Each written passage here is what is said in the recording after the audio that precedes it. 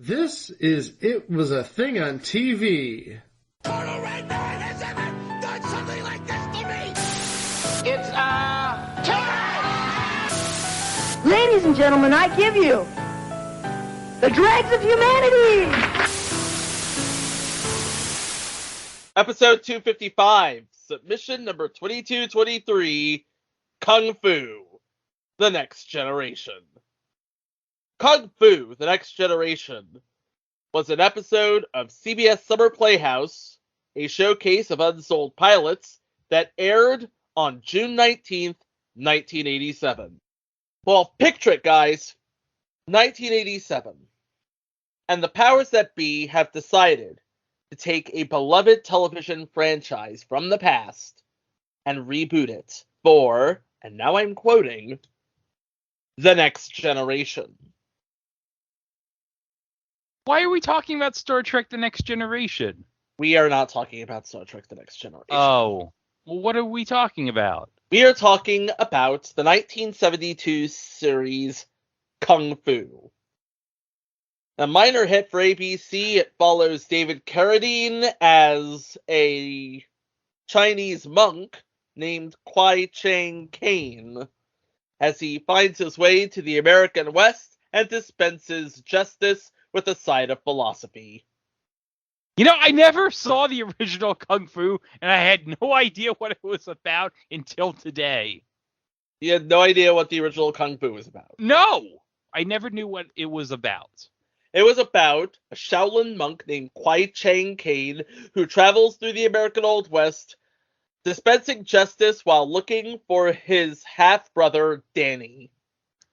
Yeah, because from what I understand, David Carradine's character was like part American, right?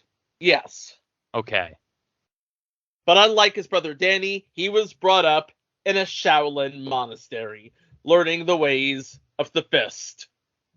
Like I said before, it was a minor hit for ABC. It went for 3 seasons, but it spawned a made-for-TV movie in '86, a syndicated reboot, and a reboot that is currently airing on the CW. One of the bright spots not involving the DC universe, mind you. Yeah, because basically everything on the CW is practically DC related. Not necessarily. There's also Who's Line. And the Dynasty reboot, I forgot. There's also Who's Line, Dynasty. Is Jane the Virgin still a thing? No. Legends. Legends of the Hidden Temple. Previous installment, Legends of the Hidden Temple. And coming very soon, Would I Lie to You? Ooh, can't wait for that. I really can't. But we're going to focus on something that happened in 1987 as the masters of the late 80s, early 90s reboot, Danny Bilson and Paul DeMeo, fleshed out a new storyline using familiar characters. Not necessarily the same characters, but familial characters. No, yeah, actually, I gave myself a Freudian slip there. I meant to say familiar, but it is familial. Because the story in Kung Fu, The Next Generation, takes place in the modern day with the grandson of Kwai Chang Caine, who is also named Kwai Chang Caine. Wow! Oh, neat! I know, right? Yeah, I get it. Much like his grandfather, this Caine is basically a wandering spirit. He doesn't own a car, but he is fully entrenched in the day-to-day lives of his Los Angeles Chinatown neighborhood. So it's like a combination of old school philosophies, but with a modern twist. With a modern twist, yes. Yeah. And then there is the matter of, because this is the next generation, there needs to be sort of a father-son relationship, I guess you could say. Because in this version, Kwai Chang Caine has a son, also named Kwai Chang Caine, but he prefers you call him Johnny. And not to put too fine a point on this, but Johnny's a bit of a prick. Oh, what a shock. We see that in the beginning. Yeah, in the beginning of the pilot, he goes and tries to rob a house with his friend Mick, who is also a bit of a prick. Yeah, they're both not very likable. Yeah. And unfortunately, Mick gets away, but Johnny does not. He's reprimanded to the custody of his father, Kwai-Chang Caine, and Caine promises to watch out for him, and if he is led off the beaten path again, it's off to prison. So ultimately, they are in the family business together to do what his grandfather did, fight for those who cannot fight for themselves. And maybe teach a thing or two to a bunch of people along the way. Specifically about the martial arts, specifically Kung Fu. Yes. Yeah, it's all about philosophy and fighting. It isn't teaching about, what you'd normally expect. No, it's mostly about the whole Kung Fu thing. And there's also a bit of a Shaolin monk words of wisdom to be passed along. Because that is what Caine is. He is a Shaolin monk who lives in these modern times and walks these modern streets. I didn't think that Los Angeles could get that dangerous in 87, but shows what I know. So, who did they get to play the principals in Kung Fu The Next Generation? Well, let's get the obvious out of the way.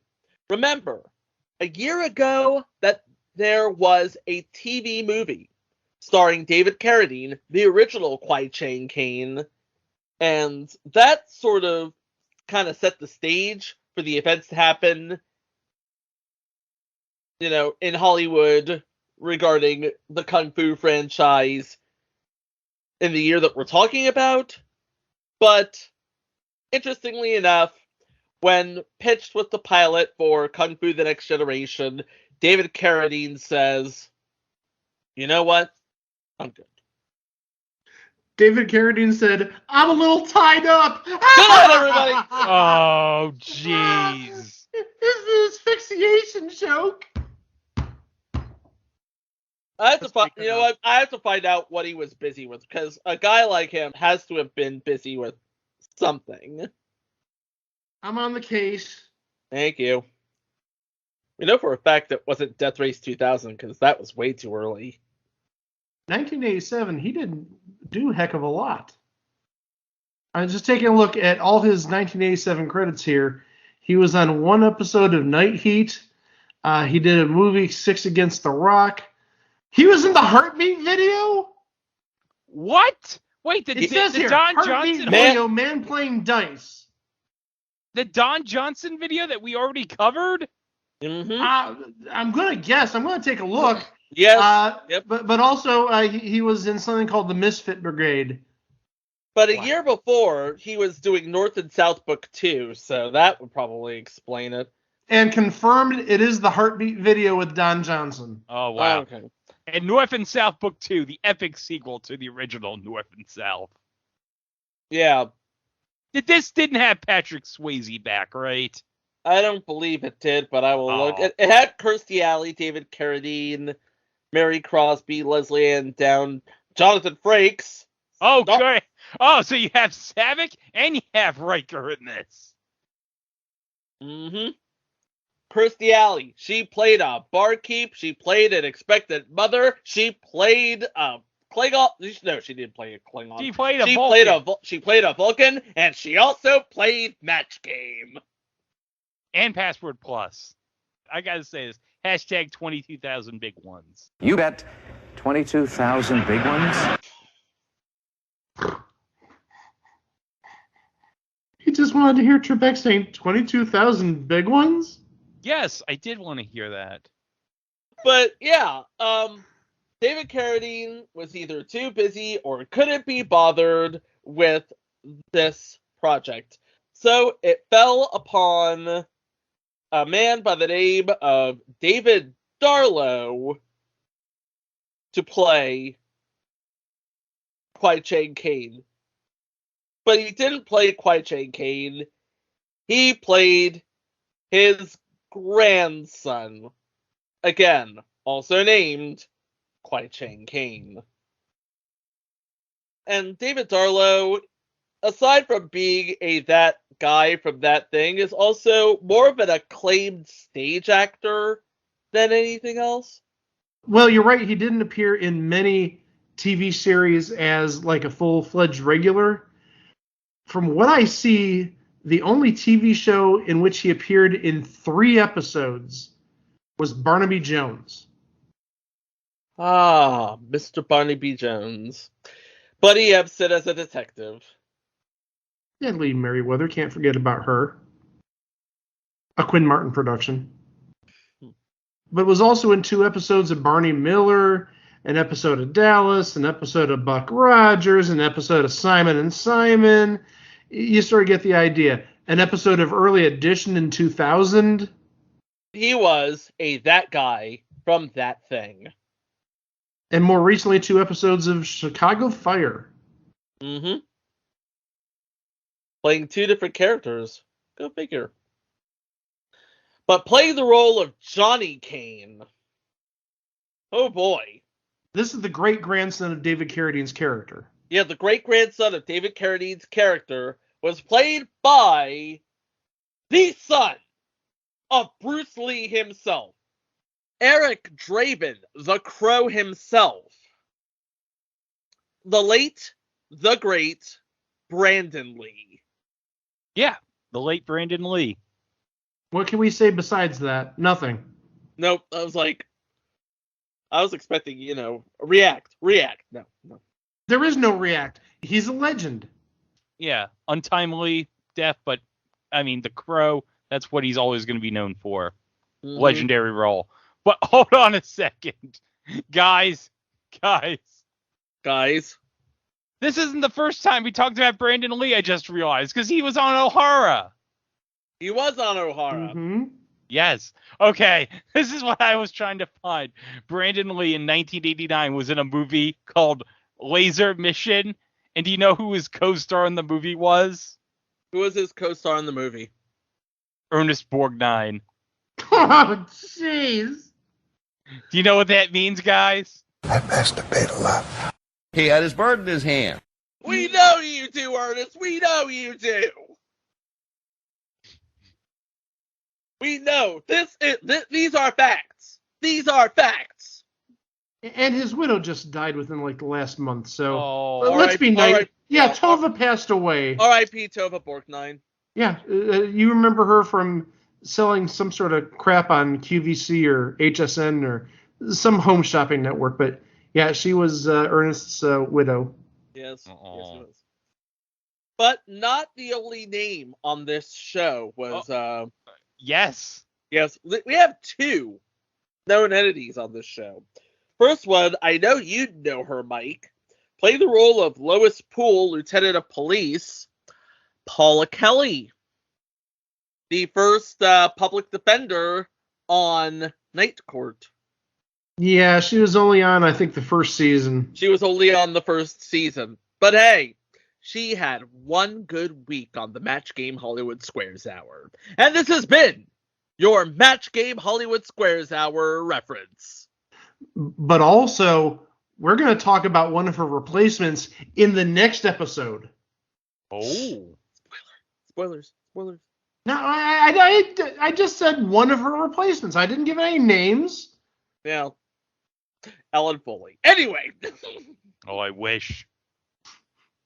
We need more Ellen Foley references.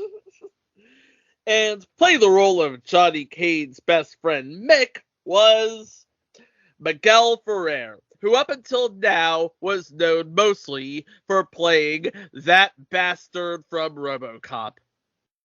Yeah, because RoboCop would have been this year in 87. Yep. And of course, come on. Miguel Ferrer, God rest his soul, one of the absolute legends. Oh, God. I mean, I still always love him in the movie Blank Check. That's one of my favorites. The Greg Diener cult canon is Blank Check. But, of course, I'd be remiss if I wouldn't mention his role as Albert on Twin Peaks. Because of course. Oh, hold up. He was the first officer, Chico, for the Excelsior in Star Trek 3. And do you remember who the captain of the Excelsior in Star Trek 3 was? Kelsey Grammer? No, Kelsey Grammer was in The Next Generation. Okay. No, James B. Seeking was the captain of the Excelsior in Star Trek 3. Yeah, because remember Kirk and the crew had to steal the Enterprise to save Spock on the planet Genesis. Yep. Don't I worry. do remember that. Yeah. Well, also, I think we'd be remiss if we didn't mention his parents, legendary Jose Ferrer, Oh, and the Rosemary- equally legendary Rosemary Clooney, which means Nick Clooney is his uncle of previous installment The Money Maze, but also his cousin is George Clooney. And if you don't know who any of these are, Oh, forget it. Just don't. no, No, get not out. not even. But we'll talk about George in the future entry E-R. You see what I did there? Yeah, it's like ER, but with a slash. And Jason Alexander. And Jason Alexander. And it's a comedy. And it's a it's comedy. Oh, and did I mention that member of the SNL Five Timers Club, Elliot Gould, was in it? Oh, I knew he was in that, yes. I totally knew he was in it. But yeah, a whole lot of stuff goes down, and unfortunately David Carradine didn't want any part of it, either due to scheduling or other reasons. But we'll do the play-by-play of the pilot, and you can be the judge. Because I can tell you right now, I sat through 45 minutes of this, and it was a slog. Oh, it was a slog. The fight scenes were okay. The fight scenes were the worst part, I thought. Well, let's just say it got a whole lot better. There was one fight scene that was so absolutely terrible that I actually laughed out loud.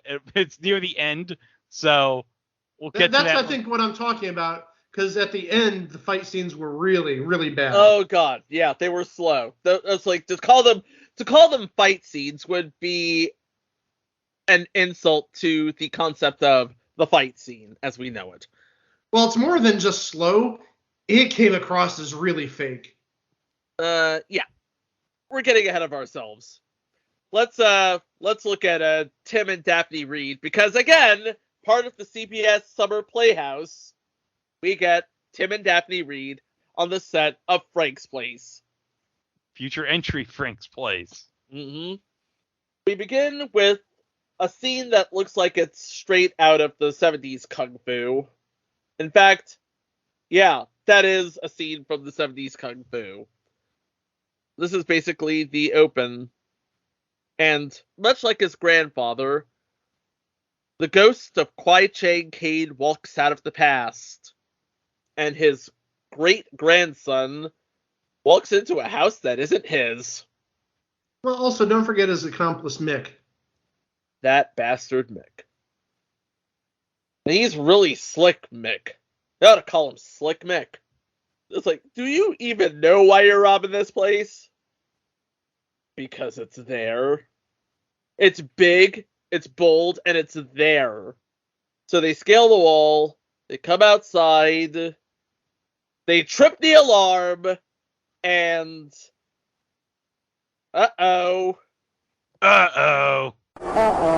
Here comes the security, and here comes the popo, and there goes Mick. And Johnny Caine is arrested.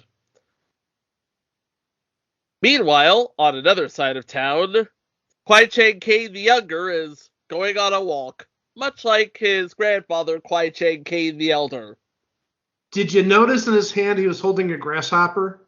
Yes, I see what you did there, Bilson and DeMeo. Yeah, nice little nod. Here comes a guy. He's just a random guy. I believe his name is Buckley, and if so, he's played by somebody we talked about on this show before, Victor Brandt, a.k.a. That bastard who wanted to buy up the Hawaiian Hideaway from Dean Jones. Oh, no! Yeah. Dang it, I hate you know how much I hate the Royal Pacific Hotel, Chico. I know you do. But anyway, he basically wants to ask Kane for a favor. He's trying to get rent out of a client, and he wants to hire Kane to, coerce them to pay. Of course, because he is Kane, it's like, I do not use Kung Fu that way. Well, I know you could use a hundo.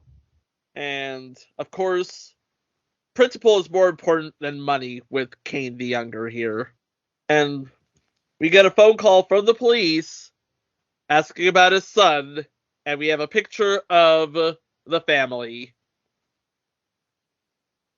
And I like how he's got a baseball and the baseball gloves there. Oh, Well, typical American family. yeah, one just happens to be a Shaolin monk is all. Meanwhile, we arrive at the station, and here's the lieutenant, played by the late, great Paula Kelly. Actress, dancer. Oh, she did it all. She did it all. Match Game Hollywood Squares panelist. Well, she did 2 weeks. She did. No lies. No lies detected. I gotta tell you, the one thing I noticed about Paula Kelly in this role versus Night Court, look at the sassy hair. She has a late 80s hairstyle going on there. Yeah, I'm getting a note of Shayna Elfsworth from Gem. Truly outrageous. Truly outrageous. And in comes Kane, and there's Johnny, and Kane is like, better shut up. I'll take it from here. I brought you into this world. I'll take you out. Of course, he doesn't say that because he's quite Chang freaking Kane. Oh, commercial break. But you know what we get about a few seconds of? Susan St. James stopping the madness. Of course, they cut that out, but it's Susan St. James. I mean, you mean to tell me we can't find a clip that doesn't involve her saying, uh-oh? Can we stop the madness? Uh-oh. Uh-oh. Uh-oh. Uh-oh. George! By the way, Kate Nally is on the list of never covers, so... Well, it was 5 years, so... I know. And it was wonderful. Is that streaming anywhere, Kate and Hallie? I have no idea. I don't think so. And you know what? It's ripe for a reboot, too. I want to know what happens to Kate Nally. I think they're making a modern-day reboot of it. I think I saw something that they were going to make a modern-day reboot of it. This is from our good friends at Wikipedia. In January 2021, it was announced that NBC had given a pilot commitment to a reboot of the series. It will be produced by Fierce Baby Production, Propagate, and Universal Television, with Erica Oyama writing and co-executive producing, with Nanachka Khan, Ben Silverman, Howard T. Owens, Rodney Farrell, Gregory Lipstone, Peter Principato, Jen Carreras, and Brian Dobbins. Royalty. Those first two names, Nanachka Khan and Ben Silverman, and Howard T. Owens, his production partner, hello. Well, still, that's some big name power right there, just those first 2-3 names. And no, it doesn't look like it's streaming anywhere, sadly. Oh. Someone's got to pick that up for streaming. Come on. I'd watch every episode of it. Hey, come on. I need to get me a Jane Curtin fix. It's not SNL or Third Rock, so. Right? Good luck with that. Okay, so here we have Kane and Johnny walking the street, just minding their own business, explaining the way, the way of the fist. And Johnny's like, I'm not you, okay? I can't be this perfect son, this mind-body-centered crap. But here comes a guy out of a bakery. He's like, very happy to see Kane and very happy to meet Johnny. I guess it turns out Kane is quite the pillar in his community, right? Yeah. The nice walk continues to a newsstand, and Kane's basically explaining the situation like, I have to watch out for you, and if you stray, you know where it ends up. So, try and keep up. So he stops into this butcher, where Kane meets a student of his, and Johnny meets the lovely clerk. Woo! He's like, Kane's like, hello. I know you don't have the money, but pay when you can, what you can, when you can. And Johnny's like, huh, hi, I'm Johnny. What the hell is that? That's eugenics. I believe that is Marcia Christie, by the way, who is known for Head of the Class and The Sure Thing. So it must be later season Head of the Class, right? Lori Applebaum, yes. Okay. Was that the Billy Connolly season of Head of the Class? It might have been, actually. She played it from 1986 to 1991. Oh, no, it was a whole series then, so... Okay, then. All right. So, Kane doesn't have a car. Luckily, Johnny has a truck. But not for long, because in order to follow Kane, Johnny's getting rid of all of his worldly belongings. Well, not all of his worldly belongings. He gets to keep the motorcycle that was, and now I'm quoting, a gift from Mom. He didn't steal it. Mom gave it to him. So he's like, leave the bike. Take everything else. Kane's house it's quite decent. Nice courtyard for practicing. Very spacious. Living room, dining room. And then there's Johnny's room, which has a bed. And a bed. And, it has a closet, but also a bed. Did we mention the bed?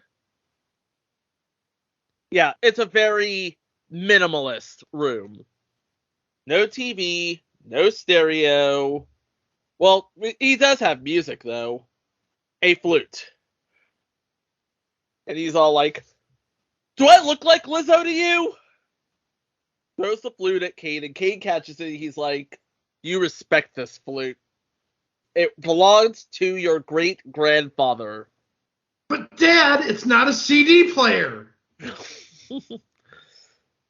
Well, I mean, that's basically what he's arguing here. What's he going to do with the flute? What am I going to do with the flute? I have no TV. I have no stereo. I have no Walkman. All I got is this stupid flute and this picture of you and Mom.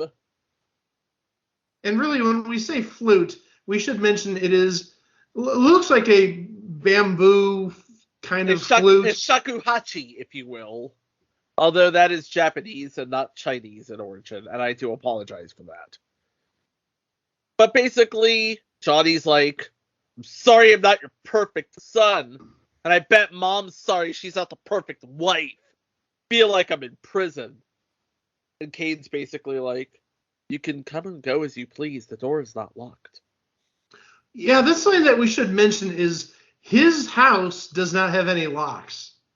He doesn't need any locks. Doesn't need an alarm. He doesn't need a lock. No, he's got the security system. It's right here. He's got two fists. Yes, he's got his fisticuffs like Ron Burgundy. He's got Jack Johnson and Tom O'Leary waiting for him right here. Okay, and sneaking into the room in the dead of night. Oh, look, it's Mick. And guess what he's brought with him? A Walkman. Pay attention. This is relevant. And he's basically complaining about his new life here. And Mick's like, but look, you got a nice setup. Nobody's gonna notice that, well, you're doing stuff on the side with me. I mean, we got this sweet deal, and hey, I got this sweet deal, and all we have to do is play along We could both be rich, you and me. Come on, man. And Johnny's like, all right, just let me get through this time here. Yeah, nobody's gonna suspect a thing, bro. Come on. What are you, a chicken? Well, what would you do if you were me, huh? I wouldn't puss out is what I'd do. Think about it. Keep the tape deck. And Cade's just watching, like, me no like him look shifty. I sound like my mother. So, the next day comes, and Kane is teaching a class in the way of the fist. Swan style, monkey style, dragon style, tiger style, king of strong style. Wait, I don't see Shinsuke Nakamura anywhere, Chico. Aw. No, but I knew you'd get the reference. Cue Chris Evans. I understood that reference. Look how graceful the swan is. And you know the thing about all of these styles? It basically serves as one of the pillars of Kung Fu.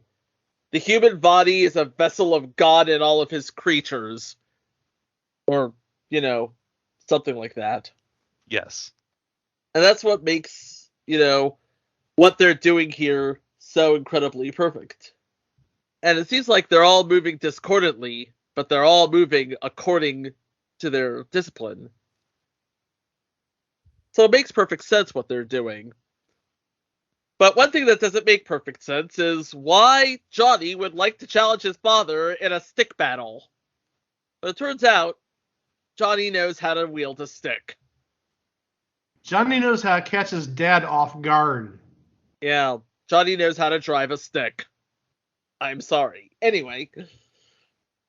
Yeah, but you know who else knows how to drive a stick? Kwai Chang frickin' Kane. And of course, Johnny is angry because he gets shown up by his old man in front of everybody, including that cute clerk from the butcher. You know the one. Yeah. And it leaves Kane feeling a little more than distressed. Just a little more. So, he pulls Johnny aside, give him a nice talking to, and, well, doesn't really go over too well, does it? No. No, it does not. But at least he's trying. Give him all the credit in the world for trying. I never noticed this, but David Darlow does look a bit like David Carradine. And he's really trying to echo his sort of movements as well. Meanwhile, Johnny, playing the flute, didn't think you'd see that, huh? I guess he's starting to come around. Maybe. Possibly. But the more Johnny thinks about it, the more he's thinking about, you know what? Maybe you and I should take a trip. This is Kane talking. Maybe you and I should take a trip. So they take a trip to the Pacific Northwest, it looks like. Yeah, Seattle. Seattle. But it looks like a ghost town. Why are they at a ghost town? This is no ordinary ghost town. What? This is no ordinary ghost town. This is the town that Kane walked through. And when I say Kane, I mean David Carradine Kane. This is the town he walked through and protected in the original Kung Fu. You can definitely tell it's an abandoned Old West town. It looks like something that Adam the Woo would visit.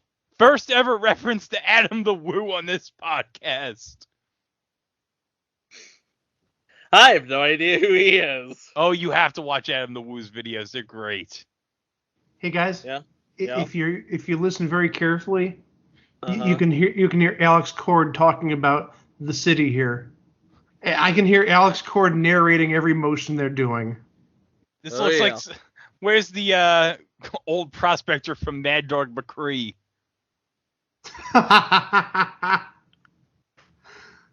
So yeah, here they are in this old ghost town. They talk about how the original Kane lived, how he arrived there, how he became the wise man of the village. And interestingly enough, he sees the ghost of Kwai Chang Caine walking from the past. What? This is my Richard Anderson. Do you like it? No, take a look. Take a look. Just take a look here. Yes, it's slow, and it's getting slower, but if you see Johnny turn around, he's going to see that. Of course, that's not David Carradine. It just looks like him. Much like David Darler. That's not David Carradine. It just looks like him. So they're back in LA, and now Johnny uses a payphone to call up Mick and says, "Yo, man, I'm in." So Mick gets his boys, and he's like, "Yo, man, I got this stuff, man. I got the hookup here. Are you ready for this? We are about to get a share of this take, and it happens to be the decoupling of a train wagon. And do you know what's in the train? A lot of firearms. And there's the train right there. And is Johnny running on the train? But running by the side of the train. He's trying to yank the coupling off the train himself? What is he, Superman? But check this out. He doesn't know what's in that train, does he? It turns out, that's right, Mick's friends, they're running guns. And Johnny has no idea. Oh, wait, he knows now. Now he knows. And he's like, "You didn't tell me this was the take. I didn't want you to scream and grab me, dude. But I tell you, man, this is gonna make us rich. We are gonna be living large, man. Dude, I can't do this, man. If anybody finds me, it's light, all right? No, nobody's gonna find you. Just chill the F out, all right?" So he does. The next day, Johnny arrives very, very late. And guess who's awake, waiting for him? "Hi, Dad." And Kane's all like, "You're late, son." No, I just got up late." "No, you never came home last night." "But that's okay. I'm going to spend the day helping somebody. I'll be back late." And in comes this buzzard Mick.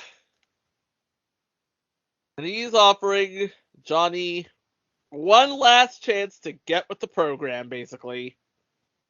Because his boss, apparently, does not trust him. And has good reason. Because guess who's in the back of the pickup truck? Well, he did say he was going to spend the day helping somebody. Look at this blonde guy with this toothpick. Who's this Billy Zabka looking motherfather, huh? By the way, I looked. It's not Billy Zabka. Oh, that's a shame. Yeah. But look at all the cargo from last night's robbery, huh? They're just gonna store it all in these pallets and store it all in these shelves until the big boss comes and decides what to do with it. Speaking of the big boss, here's the big boss. He looks like Lloyd Kaufman. The trauma guy. I understood that reference. I understood that reference. But no, it's not Lloyd Kaufman. It was Dominic Bartow. One of the Russian government agents from Rocky IV. Oh, wow. Can't get enough of Rocky IV on this podcast. But okay. No. And also on a 1990 episode of Head of the Class. Was that in the Billy Connolly season? No. Oh, so it was late Howard Hesseman. Late Howard Hesseman. Yes. Yeah. But yeah, turns out he's not the boss either. You know who the real boss is? Who's the real boss? Hi, Mick. How you doing? Oh, of course Miguel Ferrer is going to be the boss. I was hoping somebody was going to say Mona's the boss. Oh, come on, Mike. That's just logic talk. Everyone knows Mona was the boss. Everyone knows. Yeah, Catherine there's no Hellman. surprise in that. Catherine Hellman was the real boss on Who's the Boss. Everyone knows this. It wasn't Judith Light. It wasn't Tony Danza. It could have been Alyssa Milano, but never mind. In my dream, she was the boss. Okay, Greg, thank you. But turns out, while Mick was basically ratting himself out, here comes Chekhov's tape recorder. And he's about to dime him out to the police, too. Not smart. Speaking of not smart, this guy thinks he's going to get one up on old man Kane, huh? Okay, now here's where we go. This is what I was talking about with the fight scene, Mike. Yeah. It's Yeah, just Lisa, this is a horrible fight scene. It's a shove, but it gets even more horrible. Oh, it gets even more horrible. Oh, wait, the last 5 wait. minutes are almost... This guy thinks he's going to do something. Nope. Okay. Yeah, the last 5 minutes are very comedic, and not purposefully. No. All right. Let me see that again. Vulcan death pinch. Now, I'm sure that there is a discipline in Kung Fu that does that, but not to the extent that it is seen on this pilot. Oh, no, look at him slowly fall to the ground here. Oh, now you're just milking it. Milking the fall. He's not dead, by the way, but he will have some time to think about it. And when he wakes up, he's going to have a very big headache. Not as big as Johnny's about to have, because Mick's like, I know you want to kill him, but this is my job. Let me do this. And Johnny's like, come on, Mick, we were friends. And Mick's like, friends? I have no friends.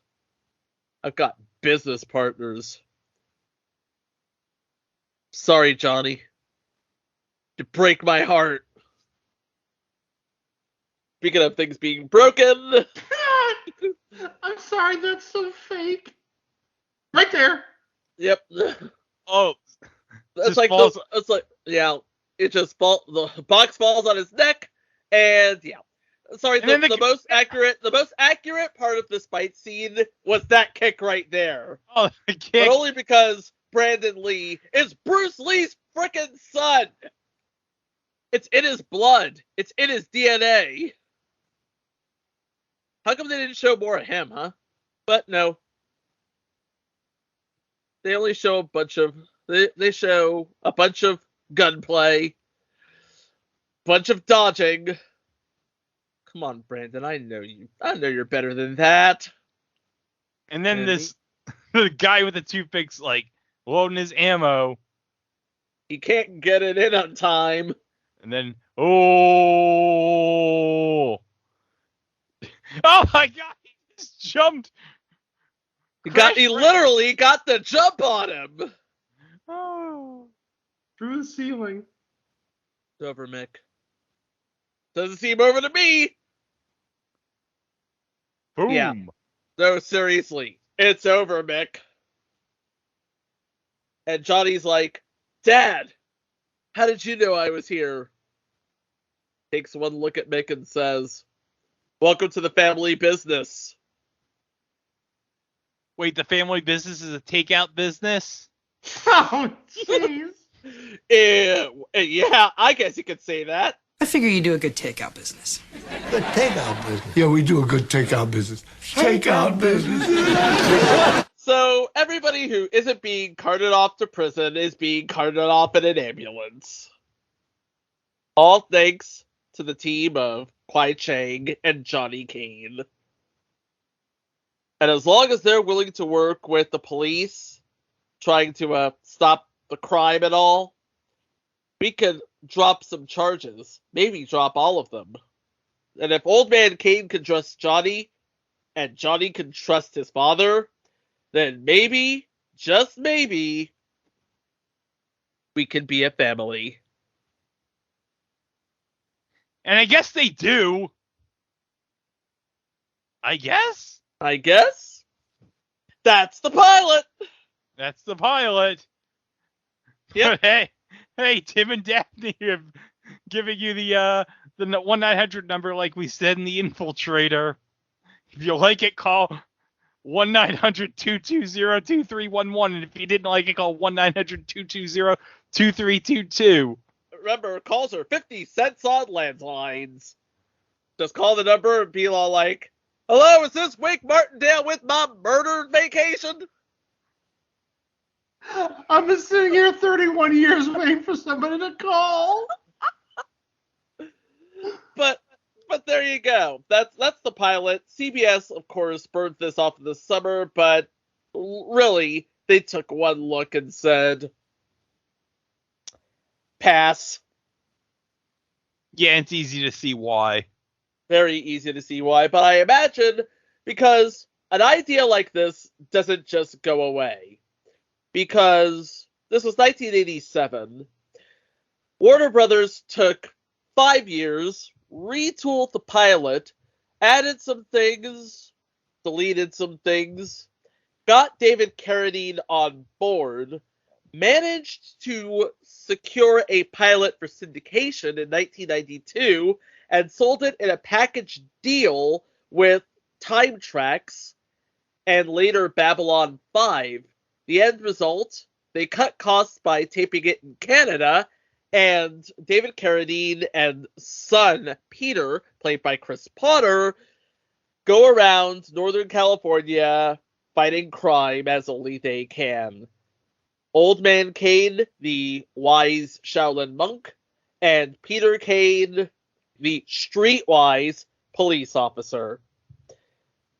The end result, they saved money by shooting it in Canada, and it goes on for 4 seasons and 88 episodes.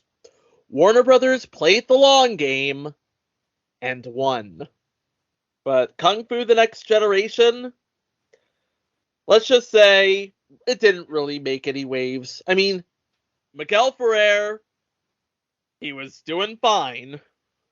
Brandon Lee, Brandon Lee, he was an actor then. He got a few career-making roles, and now he is a legend, much like his father. yes. But in 1987, Kung Fu: The Next Generation, well, this was just another thing on TV. Oh, yeah. With Tim Reed and Daphne Reed hosting it. That's right. And Daphne Reed being vaguely racist about it, if we must say.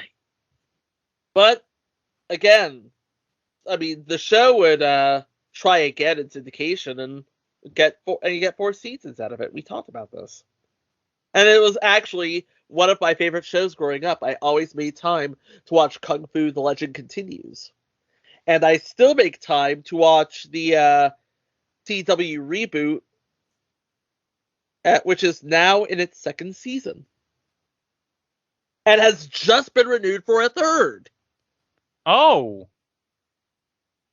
So yeah, the franchise is in good hands. But, you know what else is in good hands? All of the pilots and the non-pilots we have at itwasathingontv.com. We have 254 episodes worth, including mini-shows, live watches, and of course, links to our good friends at the Place to Be Nation. What do we have this week? Do you know? Wednesday, it's going to be all the episodes we did last week. Okay, so that would be Grudge Match. And Darkman. Darkman, Grudge Match, and Top Secret. Yes. So we got a rare 3-pack for you. But in the meantime, we also have all of our social feeds at It Was a Thing on TV, except for the Facebook feed, which is at It Was a Thing on TV podcast, because Mark Zuckerberg has a rash for some reason. Or because the Facebook automated system is crap. It's both. Anyway. No, it's more the latter. Okay, it is the latter. And I think Zuckerberg is a rash. It's both. Okay. But if you're on YouTube, don't forget to like and subscribe to our feeds. Hit that notification bell. Caesar says stop. Hashtag non-racist gong. And that way you will stay up to date on all of our future entries, including the one we have on Thursday, because, oh boy, we are rounding out Pilot Month. We started Pilot Month with a strong female character. I figure we might as well end Pilot Month with a strong female character. Are we? More or less? Strong female character? Perhaps? No, I don't think it's strong at all. It's definitely not Wonder Woman. No, she's not Wonder Woman. But I think we could all agree she might very well be Elektra Awesome. And that's coming up. Yeah, I know. Why don't you just give them the name of the show? That's coming up next time right here on It Was a Thing on TV. For Mike, for Greg, I'm Chico. Thank you for listening. Please be kind to each other, and we will see you for the next one. Row! You might practice walking without dragging your knuckles on the floor. Albert, let's talk about knuckles. The last time I knocked you down, I felt bad about it. The next time is going to be a real pleasure. You listen to me. While I will admit to a certain cynicism, the fact is that I'm a naysayer and hatchet man in the fight against violence. I pride myself in taking a punch, and I'll gladly take another because I choose to live my life in the company of Gandhi and King. My concerns are global. I reject absolutely revenge, aggression, and retaliation. The foundation of such a method is love. I love you, Sheriff Truman.